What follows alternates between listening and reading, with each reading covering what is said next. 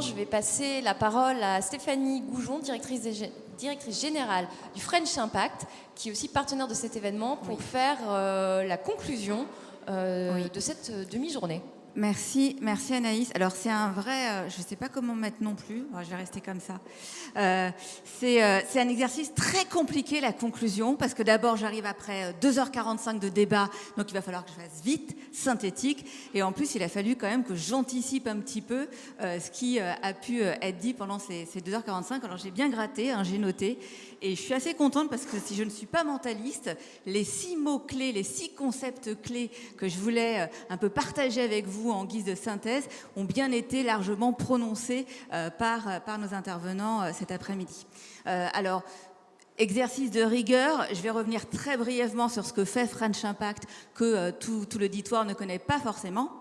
French Impact est issu d'une initiative gouvernementale souhaitée par le président de la République pour en fait être une sorte d'équivalent, on va dire, de la French Tech pour l'innovation sociale et environnementale.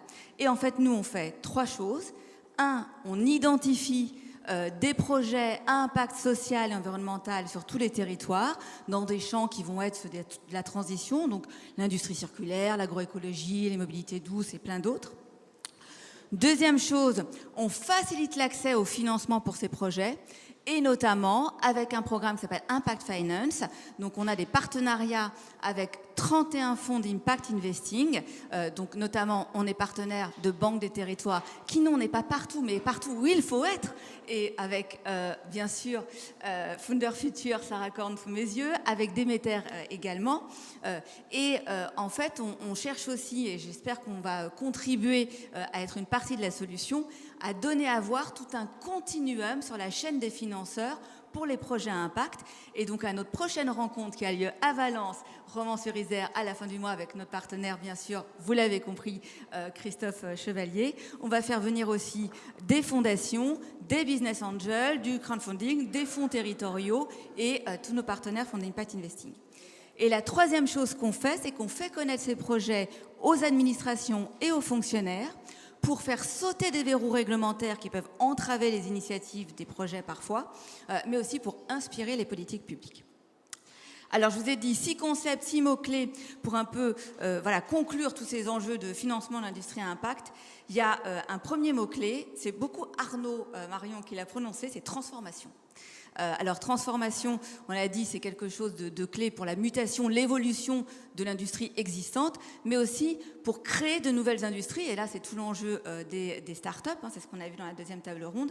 Et je voudrais quand même revenir sur la définition de la finance à impact. Il y a une organisation qui a été mandatée par Bercy, qui s'appelle Finance for Tomorrow, pour créer un groupe de place pour justement fédérer en fait les visions, les pratiques de l'impact investing, parce que c'est un mot qui est très à la mode. Il y a aujourd'hui, je crois, 85 fonds à impact qui sont recensés par France Invest, mais finalement, qu'est-ce qu'on met derrière ? Donc, la définition officielle, elle fait 1 ligne et demie, donc je vous la lis. La finance à impact est une stratégie d'investissement ou de financement qui vise à accélérer la transformation juste et durable de l'économie réelle en apportant la preuve de ses effets bénéfiques.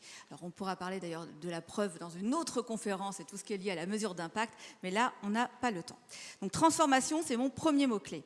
Et du coup, pour définir aussi un petit peu ce qu'est cette industrie à impact, moi je vous propose 3 mots-clés que j'ai beaucoup entendus. Industrie circulaire, territoire et innovation. Alors, industrie circulaire, je ne sais pas pourquoi et je n'y vois pas un signe particulier, mais c'est beaucoup nos intervenants féminins qui en ont parlé. Éléonore, bien sûr, Éléonore Blondeau, Anne-Sophie Casticker et Sarah Korn. Donc, je crois qu'on l'a dit plusieurs fois, l'industrie circulaire, en fait, c'est une manière de faire qui peut s'appliquer à tout type de produit, même à une poignée de porte.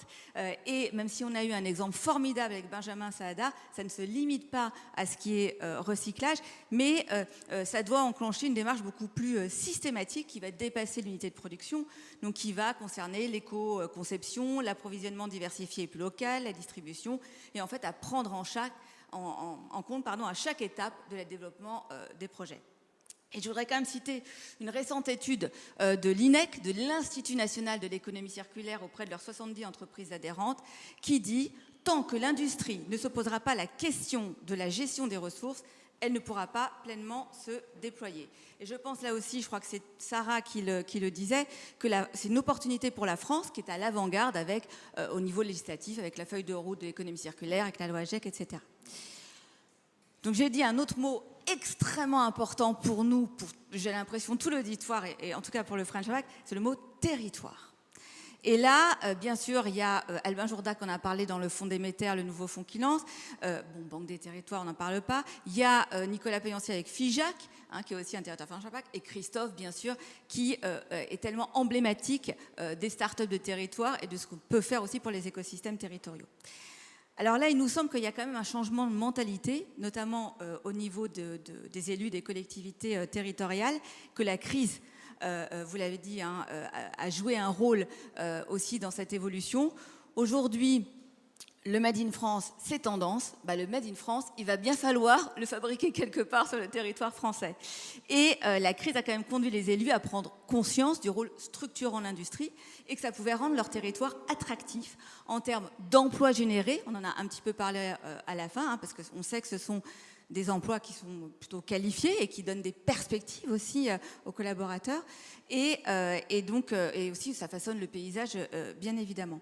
Donc, nous, le vœu qu'on fait, et je pense que l'exemple de Romans-sur-Isère est extrêmement attractif pour ça, c'est que l'usine nouvelle génération et tout l'écosystème qu'elle va générer va devenir très attractif pour les élus et peut-être plus que des entrepôts de grosses plateformes, même s'il faut aussi des entrepôts de grosses plateformes.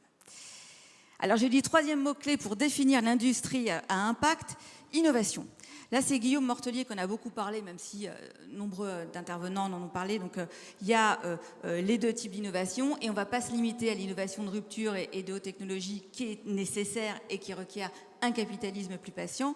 Il y a aussi des innovations incrémentales dans les procédés, dans l'organisation, la logistique, la pro, l'éco-conception, etc. Vous avez donné des exemples. Moi, je voudrais peut-être juste citer les travaux très intéressants d'une organisation qui s'appelle SoScience de Mélanie Marcel, qui veut refonder les pratiques et la recherche de la recherche et de l'innovation, au service de l'impact. Mélanie n'était pas disponible là pour participer à nos débats, mais ça aurait été tout à fait intéressant. J'ai un cinquième mot-clé qui était un peu en sous-jacent, en transversal, c'est pouvoir public. Quand même, le cycle Renaissance industrielle est parrainé par la ministre Agnès Pannier-Runacher. Il y a le programme Territoire d'industrie qui permet de créer plus de liens entre élus industriels. Il y a le plan France 2030 dont Éléonore, tu parlais, on attend plus de détails par rapport à sa mise en place. Donc on voit bien que l'État, il est à la fois investisseur, facilitateur notamment vis-à-vis de l'accès au foncier que vous avez souligné, mobilisateur, et on l'espère de plus en plus ambassadeur. Comme on a pu créer, il ne faut pas les opposer, mais comme on a pu créer un engouement pour la tech, mais formidable, faisons la même chose pour l'industrie à impact.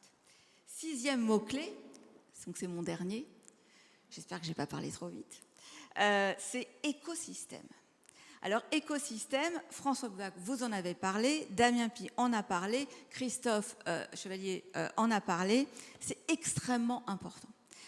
Écosystème, on peut dire qu'il y a à la fois la question du continuum de la chaîne des financeurs, il y a l'écosystème financier, mais bien au-delà de ça, on voit qu'il y a quand même une forme de conditions des consensus qui sont réunies, puisqu'il y a les pouvoirs publics qui s'emparent du sujet de la réindustrialisation, il y a les élus locaux, il y a une génération de jeunes gens aussi, donc même s'ils ne sont pas encore assez nombreux, on voit qu'il y a de l'envie, il y a quand même des métiers qui sont, l'industrie est attractive, il y a les citoyens et on le souhaite de plus en plus d'investisseurs privés. Et ça a été prononcé sous le terme de convergence ou de collaboration, nous on aime bien dire coopération au French Impact. C'est vraiment la condition pour sortir un peu du mantra de réindustrialisons, pour réindustrialiser avec l'industrie à impact, parce qu'il faut une industrie quand même transformée, il faut casser les silos. Il y a une complexité des enjeux et on voit bien qu'il y a des implications à la fois culturelles en termes d'image, au niveau éducatif. On a parlé de ce que vous faites avec l'AFPA à Romans-sur-Isère. Il y a des implications technologiques, financières, politiques. Donc si on ne coopère pas, si on ne casse pas ces silos, effectivement, ce sera compliqué de passer du discours à l'action. Donc pour nous, si l'impact est une finalité et la finalité que notre modèle économique doit davantage investir, la méthode, c'est la coopération, et ça a été prouvé par des économistes à Harvard que la stratégie de la coopération est toujours la stratégie gagnante. Donc j'en arrive vraiment à ma conclusion finale. Coopération à tous les échelons, local, national, européen, international. Local et national, on en a déjà parlé. International, comment ne pas citer les objectifs du développement durable et qui donnent un cadre aussi pour l'impact et notamment pour l'industrie à impact. Et rappelons que la France est dotée d'un agenda spécifique qui est l'agenda 2030. Et européen avec les échanges en cours sur la taxonomie, sur le nouveau reporting CSRD, si je ne me trompe pas dans l'acronyme. Et donc je voudrais terminer en citant Thierry Breton, donc le commissaire européen dans le JDD d'hier. La transition écologique entraînera une révolution industrielle d'une ampleur inédite. Eh bien nous, on y croit. Cette révolution sera celle de l'industrie à impact environnemental et social. Voilà pour la conclusion.